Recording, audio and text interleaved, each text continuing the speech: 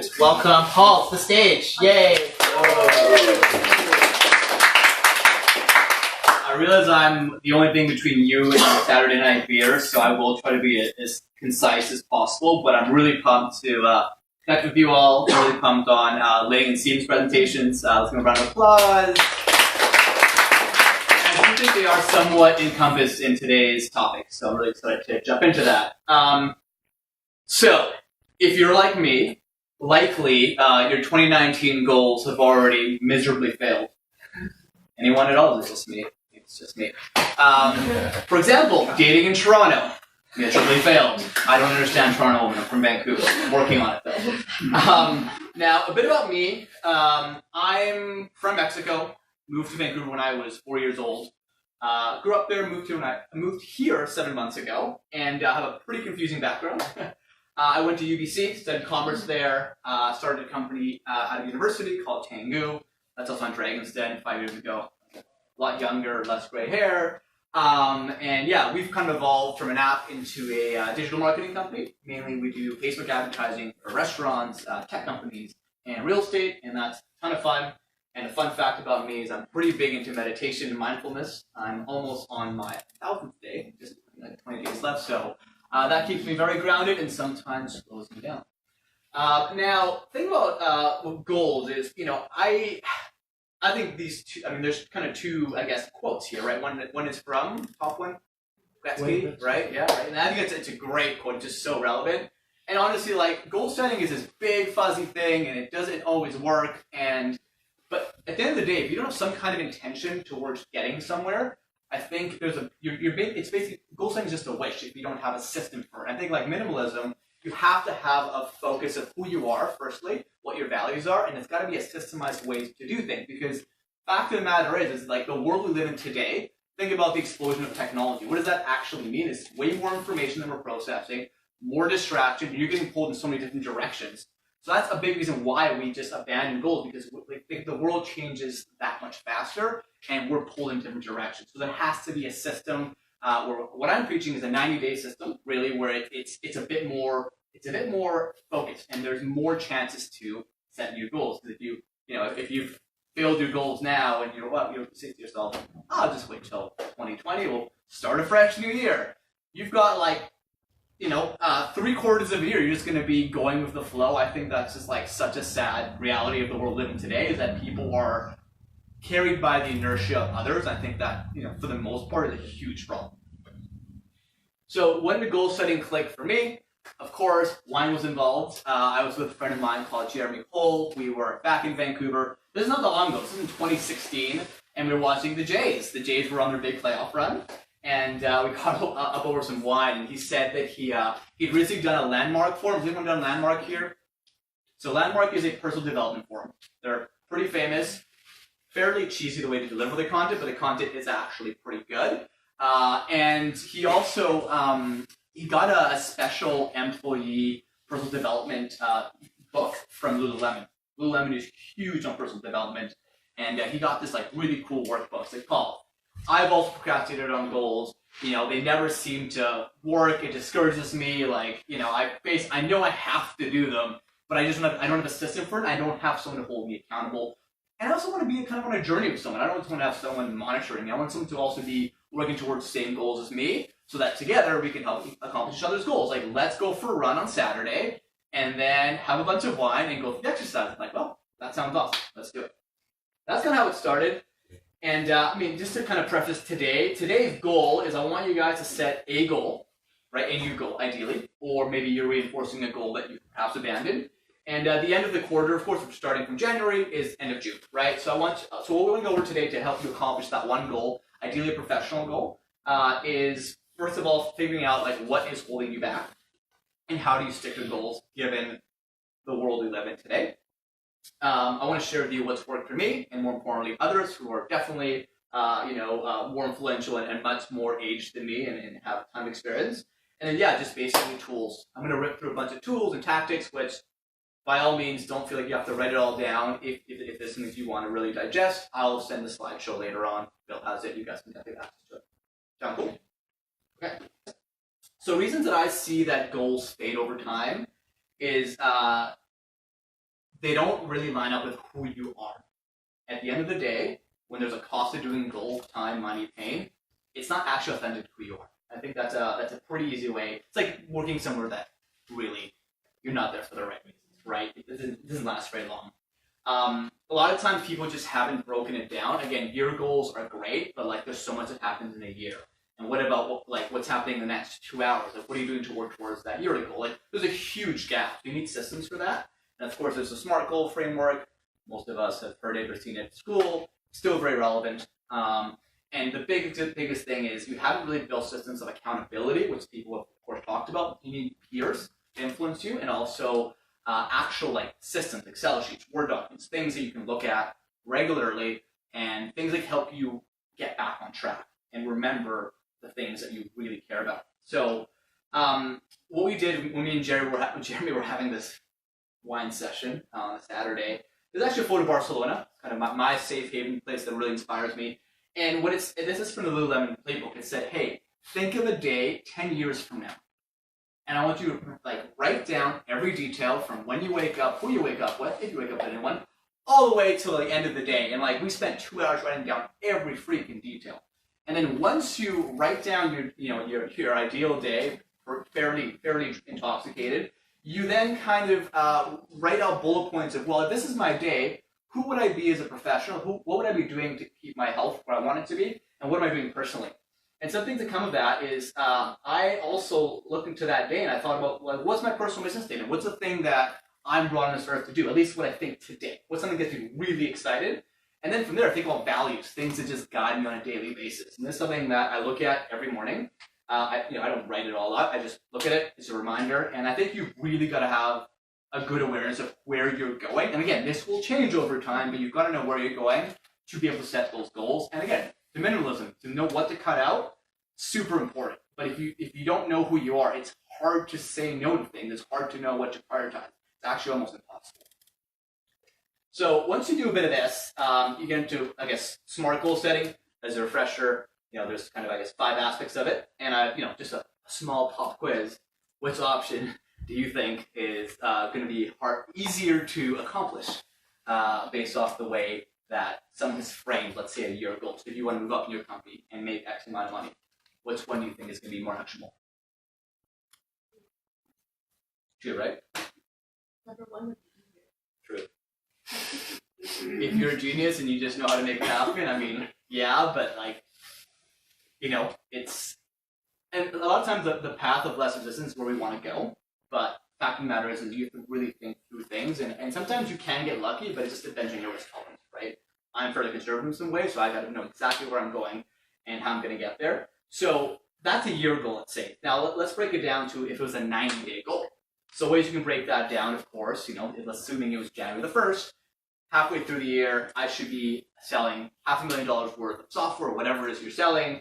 And maybe by that time, I want to have talked to 5 sales managers, which are the people in position I want to be in, either at my company or somewhere else, and just take them up for coffee and be like, hey, like, how did you get promoted? How did you make X amount of money? So I would go about it in a bit of like a networking, resourceful way, but this is kind of like it's a tracker, right? Where you kind of can really break things down and just, you're monitoring it over time versus, December rolls around. Oh, did I get promoted? Shit, no, I didn't. Did I make X amount of money? No, I didn't. Oh, what happened, right? So it's really about monitoring that. And I'll get more to tactics now. And again, talk about minimalism. I've got a lot of systems that perhaps I can declutter, but I'm going to give you kind of the whole swath of them. And then from you're going to find a happy medium for what's too much, systemization versus what's just enough. So what I do is I have something called the goal matrix. And basically, I know it's a little bit maybe hard to see in the back, but what I have is I've got 90-day goals that I want to achieve by, end of June. And I'm focusing on my professional goals here, right? So like for me, a wild success would be making an incremental $30,000 a month recurrently, more than what I'm making now for my agency. That I probably won't get, right? But that's something that I see as a wild success. My actual goal is the expected, and I want to increase it by 15,000. But what I've done is I've got 4 different opportunities to succeed, right? So basically, don't make a goal like yes or no, have different tiers, because even if I get my less than expected of 10K, that's still positive reinforcement, and that's still something to work towards. And I feel like, and this is something I implemented literally last quarter. So I've been setting goals for 3 years, And I never had it like until someone showed me a bit of the refinement to it, and now I do it because you need some reinforcement, and it's pretty hard to, even 90 days, it's hard to just pick a number. So I try to really spread out those options. You can do this for anything, right? Health, personal, but really give yourself some other options. I think it's really important. And the second part is I do weekly activities. So I actually, most of us use calendars, right? Google, iCal. I kind of block out things in advance and say, okay, well, what weekly things can I do that will help me, or how much do I have to sell this week? If you just do the simple math and work backward, like what do I have to go towards to get to where I want to go? Or if I'm, we're going to go to the gym more often, I want to, lose 10 pounds, like I have to schedule out 3 days a week going and doing this. And maybe it'll be easier if I go with a friend, because then the friend holds me accountable and they shame me if I stand them up in the gym. So I think the peer pressure thing is really important, more so because I think it's part of our almost like altruism. Like we don't want to let other people down. Not gonna work against you sometimes, but I think if it's geared in the right way, it's super important. And again, that's how I started to finally set goals. It was just me and Jeremy being able to do this, right?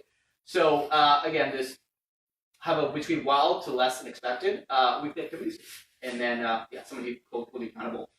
This I started maybe 6 months ago, and it's weekly planning. So on Sunday night, I basically reflect on my week, and I ask myself a few questions. So firstly, who's heard of Covey's quadrants or the Eisenhower matrix? It's bunch of hands, right? So you kind of like prioritize urgent and important, not important not urgent and important, and you've got not important, not urgent. Those are things you want to avoid. So I kind of like have like almost like if you have like an Asana or a Trello, I just kind of have things for the month that are in those quadrants, and I always kind of reorganize them. So I look at that, and I basically do a retrospective on throughout the week, what did I get done, and when needs to be put forward to the next week, and what's now not a priority. And it's kind of like a way to just really kind of know how to prioritize. I think it's really important. I do a lot of reflection, so I keep a journal. I use something called Day One, something that Jack Dorsey uses from Twitter, and there's a bunch of different journals that are out there, different formats. I've kind of made my own. And I just read through the things that are my highlights and things that help me achieve my goals as well. So I really calibrate every day, and that's really, really important. What did I learn most important? What were my biggest setbacks, right? Those are all things that are important for you to reflect on when you're not in the heat of the moment and be like, all right, how can I do that better? And there's a lot of setbacks that happen on a weekly basis, but if you have the right attitude and you do it on a Sunday where people aren't bugging you, you've got an open mind, you're a lot more constructive about it rather than just being self-critical, right? Daily planning. So two things I do is on the right is the Day One app. You can have a preview of photos from that day. I start off by talking about my gratitude, something that I think is really, really important. And in my calendar, I do something called block and tackle. So something I don't mind talking to people, as I'm sure you've noticed. I do a lot of cold calls, being the CEO and having to just hit the pavement. I do a lot of calls. But cold calls aren't comfortable for me still. They're still kind of a little bit weird, right? So what I've done is I set a schedule where Tuesdays and Thursdays are my cold call days, 1:30 to 5:30. It's on my calendar. I invite my teammates to it so they know that I'm doing cold calls. One, to try to not bug me and distract me. And secondly, to hold me accountable. So I have someone send me a message on Slack. Paul, how are your cold calls going? Oh, shit, right? So I commit to those blocks as if they were meetings. Because then when someone says, hey, you want to go for coffee at 4 o'clock on a Thursday, you should be like, yeah, hell yeah, it's almost the end of the day. But when I've got that on my calendar preset, I'm like, oh, actually, no, I have a commitment. So you really have got to commit to yourself the things that you believe are important for you to get to your 90-day goals, your yearly goals, and eventually your 10-year goals. So let's wrap it all. I know it's a lot of information. So today we just hit the surface of, why goal setting is hard. Really acknowledging, and all of us as human beings, it's hard to set goals. It really is one of the most challenging things to do it properly. So we talked about why that's hard. We zoomed out and we kind of visualized the future. And again, I really stress you try that exercise. It really is a pretty cool thing to do, to just dream a little bit and write it all down. I got a lot of value out of it. Turning a vision to a smart plan, right? If it's just a vision, it's just written down, it'll be a fun exercise. But if you don't systemize the way you get there, again, a goal, it's going to be a wish rather than an actual plan. So it really is important to systemize in a way that really works for you. And then it's about getting into a weekly rhythm, right? Find a way so that you really are going week by week. You don't have to go year by year. You can really break it down. And the activity, again, is just, whether it's now or this Sunday perhaps is write down one SMART goal. Again, it can be professional, personal, or health-wise, and just write it down and start to think of some systems, monthly, weekly, daily, that can help reinforce that goal. And a bit of homework. So Jawad, good friend of mine, he has an amazing blog around journaling and goal setting, and he's got this life scorecard where basically it's 50 questions, and what it helps you identify is what are the obstacles in your way right now, not just from goal setting, just like what are the things that you're in your life that are in your way, things that are on your mind. And it really makes you like dig deep into like how many different categories are there? 8 categories. Yeah. All aspects of your life. I highly recommend it. Again, there'll be a copy of this slideshow for you to access pretty soon. So again, it's kind of a bit of like a bit of a identification exercise.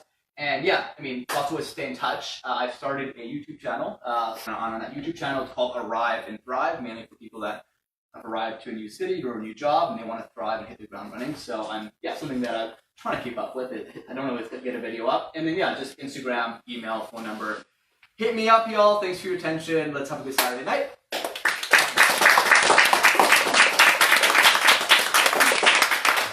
Am I on time? Cool. Questions? Do we have time for that?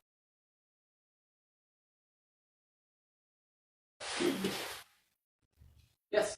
Do you have any tips for like procrastination? I find that's a big problem for me. Like I'll write down my goals and whatnot, and I'll try to figure out a system, but I just have trouble following through. Yeah, and that's something that is, super typical. Happens to a lot of people. And I think for procrastinating, you've got to just block out some time, man. Like you've got to I don't know, like when do you do that? Is that like in January, or do you do it? Is there any kind of rhythm to it? Like when do you actually write down goals?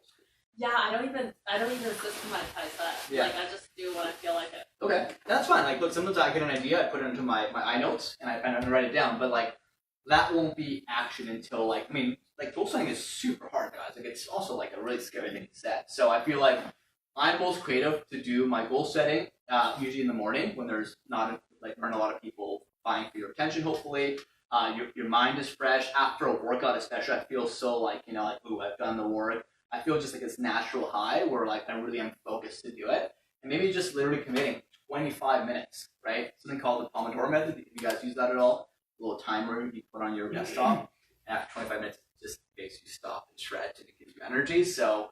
Maybe just do a 25-minute sprint. And again, if you do it with someone, who here in the room is perhaps a bit more inspired to get back to their goals? Is there anyone here that's might want to kind of get back to their goals? Yeah! Yeah? So I recommend you guys set a coffee date, because I think accountability is a huge part of it, and just start really small with that one goal you guys want to set. And honestly, if all goes well, it's going to be a very similar goal, so then you can start doing activities together. And I think that, because a lot of goal setting, honestly, it's about having a joint journey of people. I think that really is the thing that at least gets me excited. So I think it's a way perhaps that you can even get closer to those people, right? Yes, thank you for the What do question. your accountability conversations look like? Sound like? Accountability conversations. So with me, what I do is I send a monthly email, or just to my inner circle, and I kind of give an update on how my goals are going. And yeah, I know I'm sending that email, and people are gonna call them, oh, I didn't get the email, or if I'm kind of teetering off my goals and I have to admit it in the email, yeah, maybe next time someone sees me, they'll be like, oh, how can I help, right? So I'm very open about it like that. I think in a less intense way.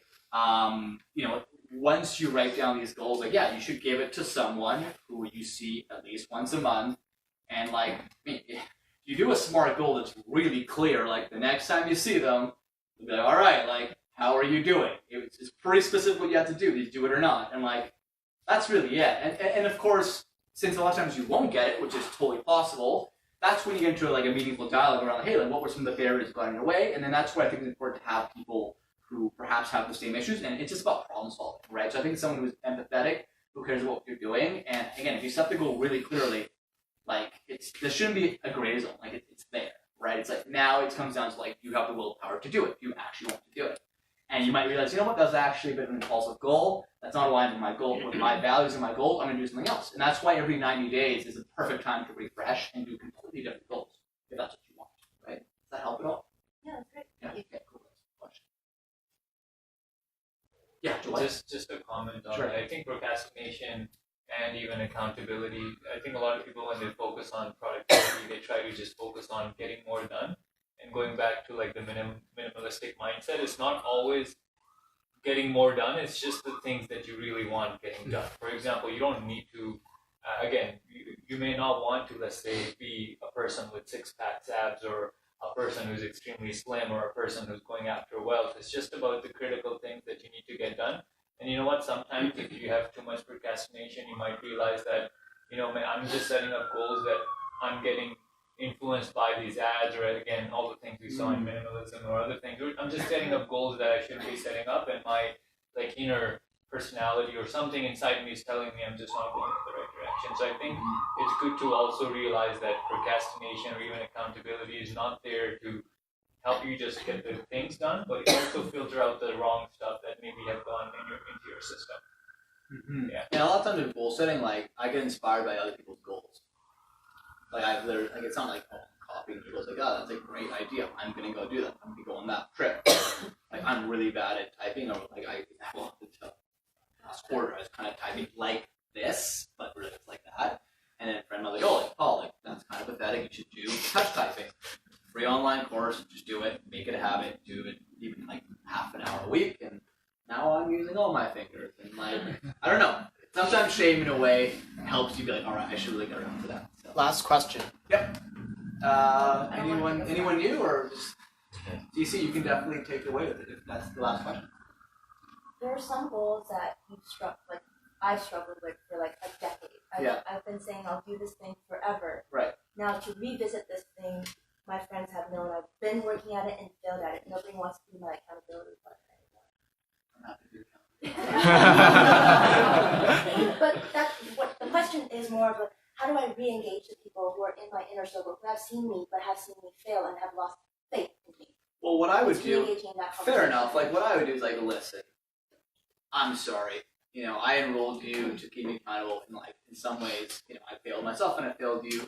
But I've been doing some reflection, and I realized that the goal was actually not exactly what I wanted. Or maybe I was approaching it differently, or maybe I didn't break it down enough. And here's something I'm going to do that I think is a lot more doable. And here's why. And I think they'll forgive you if you first of all acknowledge that that you were at fault in some ways, and also that you've changed and that you see it now differently. And I don't know, make it fun. Like be like, I'm going to take you out for brunch, and you just literally ask me the one question: have I done it? You can get a free meal out of it, right? So there's some ways to do it. Like that'd be my style, but I think it's just being vulnerable. Like, listen, like I was wrong, but I've thought about it differently now. And here's why. Owning it and For sure. refining it. I think for sure. Yeah, definitely right. Great question. Cool. Big round of applause. All right, that is it for today. Thanks for watching. Look, leave a comment if anything sparked your interest. Subscribe if you haven't already. Hit the bell so you get alerted every time there's a new episode. And I will catch you in the next one. Keep it real.